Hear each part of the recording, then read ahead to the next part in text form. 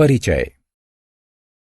सिमरन, मेरा ख्याल है कि मैंने अपनी विज्ञान की किताब इसी कमरे में रखी थी, लेकिन अंदर बहुत अंधेरा है, मैं देख नहीं सकती। सिमरन, क्या तुम बिजली का स्विच ऑन कर सकती हो? हाँ, पर स्विच बोर्ड कहाँ है? ये टॉर्च लो और फिर ढूंढो। ओह, ये रहा बोर्ड।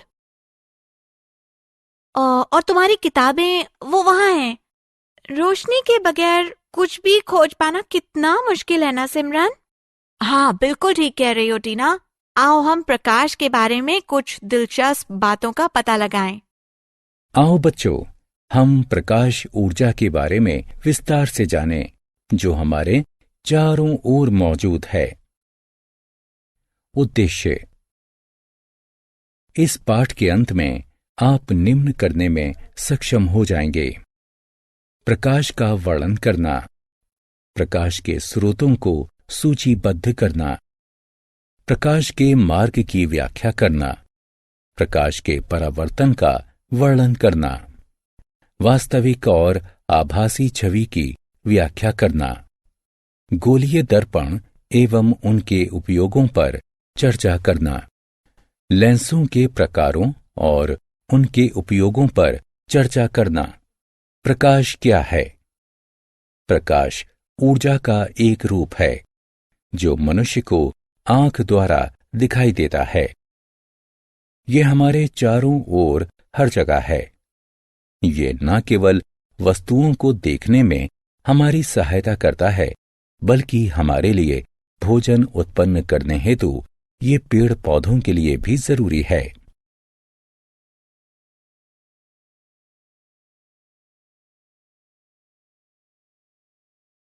प्रकाश के स्रोत। क्या आप बता सकते हैं प्रकाश कहां से आता है? जी हां, प्रकाश विभिन्न स्रोतों से आता है, जैसे सूर्य, तारे, आग, मोमबत्ती, बिजली का बल्ब आदि। लेकिन ध्यान रहे, चमकने वाली सभी चीजें प्रकाश के स्रोत नहीं है। चांद प्रकाश का प्राकृतिक स्रोत नहीं है। इसका अपना कोई प्रकाश नहीं होता है। ये अपनी सतह पर पड़ने वाले सूर्य के प्रकाश को केवल परावर्तित करता है और तब उसे पृथ्वी तक पहुंचाता है। इसलिए पृथ्वी से देखने पर यह चमकता हुआ दिखाई देता है। प्रकाश की दिशा। क्या आपने कभी किसी कार की हेडलाइटों को गौर से देखा है, जिसके प्रकाश की किरणें सीधी होती हैं? आइए प्रकाश की दिशा का पता लगाने के लिए एक कार्य करें। एक जलती हुई मोमबत्ती और एक सीधा पाइप लें। अब जलती मोमबत्ती को उस सीधे पाइप से आप देखेंगे तो उस पाइप से आप मोमबत्ती को आसानी से देख सकते हैं। अब एक मुड़ा हुआ पाइप लें और उससे मोमबत्ती को देखें। क्या आप इससे मोमबत्ती की लौ को देख पाते हैं? जी नहीं, आपको उस मोमबत्ती की लौ नहीं दिखाई देगी। तो अब आप जान गए हैं कि प्रकाश सीधी रेखा में गमन करता है। प्रकाश का परावर्तन। क्या आप बता सकते हैं कि हम वस्तुओं को कैसे देखते हैं?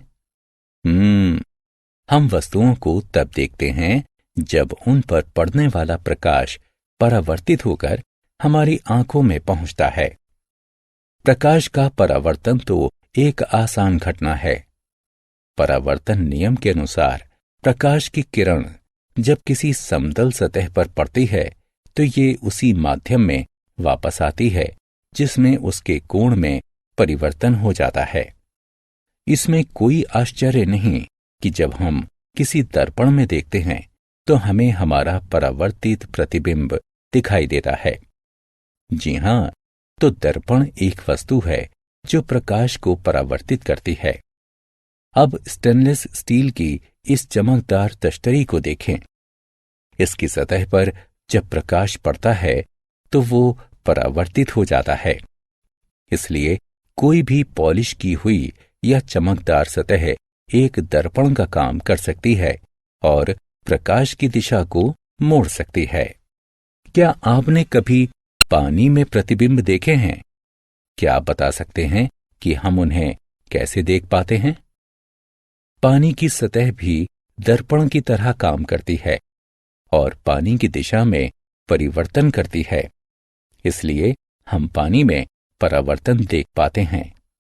प्रतिबिंब और वस्तु। एक समतल दर्पण लें और उसके सामने एक पेंसिल रखें। दर्पण के पीछे दिखाई देने वाली पेंसिल प्रतिबिंब और रखी हुई पेंसिल वस्तु कहलाती है। यदि हम दर्पण के आगे पेंसिल को अलग अलग स्थानों पर रखें तो क्या होता है? जी हां, प्रतिबिंब दर्पण के पीछे रहेगा। इस प्रतिबिंब को सीधा प्रतिबिंब कहते हैं। इसलिए एक समतल दर्पण पर बना प्रतिबिंब सीधा और उसी वस्तु के समान आकार का होता है। वास्तविक और आभासी प्रतिबिंब। आइए हम चर्चा करें कि वास्तविक और आभासी प्रतिबिंब क्या हैं। जो प्रतिबिंब स्क्रीन पर बनाए जा सकें वे वास्तविक होते हैं।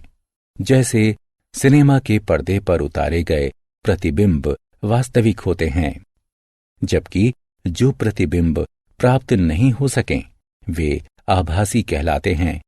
जैसे किसी समतल दर्पण में हमारा चेहरा आभासी होता है। आत्म मूल्यांकन। वाक्यों को ध्यानपूर्वक पढ़िए तथा उन्हें पूरा करने के लिए उचित विकल्प को उठाकर उपयुक्त स्थान पर रखें। गोलीय दर्पण। गोलीय दर्पण की परावर्ती सतहें वक्र होती हैं और इन्हें वक्रित दर्पण कहा जाता है। गोलीय दर्पण दो प्रकार के होते हैं, अवतल और उत्तल। अवतल दर्पण वे दर्पण हैं जिनका तल बीच में अंदर की ओर होता है, जबकि उत्तल दर्पण वे दर्पण हैं जिनका तल बीच में उभरा होता है। आइए एक उदाहरण देखें। अवतल दर्पण प्रकाश को अपने भीतरी पृष्ठ से परावर्तित करते हैं, जैसे किसी चम्मच का भीतरी पृष्ठ। उत्तल दर्पण प्रकाश को अपनी बाहरी पृष्ठ से परावर्तित करते हैं, जैसे किसी चम्मच का बाहरी भाग। इस तरह किसी चम्मच का भीतरी पृष्ठ अवतल दर्पण का और बाहरी भाग उत्तल दर्पण का कार्य करता है। गोलीय दर्पणों का उपयोग। आइए अवतल दर्पणों के उपयोग देखें। अवतल दर्पणों का उपयोग दंत चिकित्सक दांतों का आवर्धित प्रतिबिंब देखने के लिए करते हैं। उनका उपयोग टॉर्चों और मोटर गाड़ियों के हेडलाइटों के परावर्तकों के रूप में भी किया जाता है। इसी तरह उत्तल दर्पणों का उपयोग मोटर गाड़ियों और मोटरसाइकिलों में पश्च दृश्य दर्पणों यानी पीछे का दिखाने वाले दर्पणों के रूप में किया जाता है, ताकि उनके चालक अपने पीछे के यातायात को देख सके। लेंस और उसके प्रकार। लेंस एक पारदर्शी वस्तु है जिससे होकर प्रकाश गमन कर सकता है। लेंसों का उपयोग चश्मों, दूरबीनों यानी टेलीस्कोप, सूक्ष्मदर्शियों यानी अणुवीक्षण यंत्र या माइक्रोस्कोप और कैमरों में बहुत किया जाता है। लेंस दो प्रकार के होते हैं, अवतल और उत्तल। अवतल लेंस का बिचला भाग किनारे से अधिक पतला, जबकि उत्तल लेंस का बिचला भाग किनारे से अधिक मोटा होता है। किसी कीड़े के अंगों को देखने या छोटे अक्षरों को पढ़ने के लिए आपने आवर्धक शीशे यानी मैग्नीफाइंग ग्लास का उपयोग किया होगा। क्या आपने इसकी आकृति पर गौर किया है? हां, ये उत्तल होता है। इसीलिए उत्तल लेंस का उपयोग आवर्धक शीशे यानी मैग्नीफाइंग ग्लास के रूप में किया जाता है। सारांश। आइए हमने जो कुछ सीखा है उसे संक्षेप में दोहराएं। प्रकाश ऊर्जा का एक रूप है जो मनुष्य की आंखों को दिखाई देता है। सूर्य, तारे, आग, मोमबत्ती और बिजली का बल्ब प्रकाश के स्रोत हैं। प्रकाश सीधी रेखा में गमन करता है। परावर्तन के सिद्धांत के अनुसार प्रकाश की किरण जब समतल सतह पर पड़ती है तो ये उसी माध्यम में परावर्तित होती है, लेकिन इसका कोण बदल जाता है। कोई भी रंगा हुआ अथवा चमकदार पृष्ठ दर्पण का कार्य और प्रकाश की दिशा में परिवर्तन कर सकता है। वे प्रतिबिंब जिन्हें पर्दे पर उतारा जा सके वास्तविक होते हैं, जबकि वे प्रतिबिंब जिन्हें पर्दे पर उतारा नहीं जा सकता आभासी होते हैं। अवतल दर्पण वे दर्पण हैं जिनका पिछला भाग धंसा होता है, जबकि उत्तल दर्पण वे दर्पण हैं जिनका पिछला भाग उभरा होता है।